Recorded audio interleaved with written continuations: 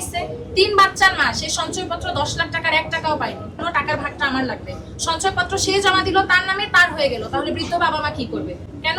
ওই বাবা মা আগে যে সঞ্চয়পত্র জমা দিয়েছে, এটার একটা প্রপার বন্টননামা হওয়া উচিত ছিল প্রথম 10 লাখে।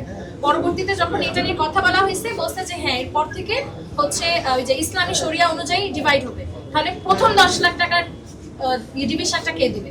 একটা শহীদের মা, একটা শহীদের ওয়াইফ, তার 3টা বাচ্চা, তাহলে সে হচ্ছে কিভাবে চলবে? তার তো কোনো টাকা নাই। তার মেইন ইনকামের যে ব্যক্তিটা আমি আমার ভাইয়ের কথা যদি বলি, আমার ভাই আমার বাসায় আর্নিং মেম্বার ছিল না।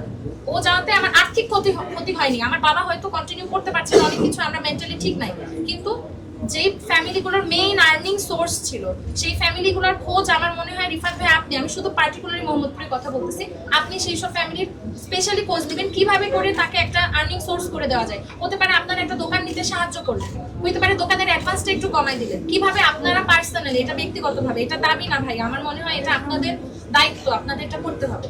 তারপর আরেকটা ভাইয়া, আমাদের মোহাম্মদপুরের কথা যদি বলি, ম্যাক্সিমাম শহীদকে কেউ চিনেই না, কেউ চিনেই না। আমার ভাইকে চিনে, রাকিব নামে আরেকটা বাচ্চা আছে ওকে চিনে, বাকিদের নাম কেউ জানে না। কিন্তু আমি পার্সোনালি এটা চাই না, যে কোনো প্রোগ্রামে আমাকে যদি বলে আমি সাথে সাথে 2-3 জনকে নিয়ে যাই, আমি বলি যে তাদেরকেও যাওয়া হোক।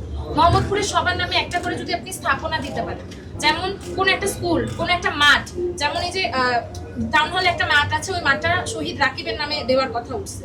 তারপর নূরজাহান রোডের মাথায় যে প্রাইমারি স্কুলটা আছে, সেটা আমি বলেছি আমার ভাইয়ের নামে যদি স্কুলটা হয় ভালো হতো।